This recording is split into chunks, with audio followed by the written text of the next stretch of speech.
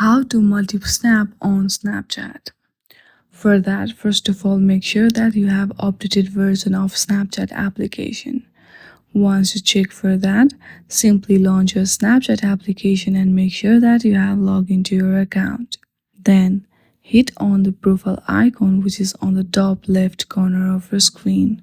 Once you hit on that, your profile page will be opened. From here there you will see Snapchat plus option, simply tap on it. If you use older version of Snapchat, then there you will see multi-snap option. Then you have to simply hit on the next and purchase Snapchat Plus to use multi-snap feature. But since it does not have that feature, you can simply record a video. There you will see plus button. Simply tap on it and record another video, then use it as a multi-snap. This is the only way to use multi-snap feature on Snapchat. I hope you like this video. If you like this video, then please do not forget to like and subscribe to our channel. Thank you for watching.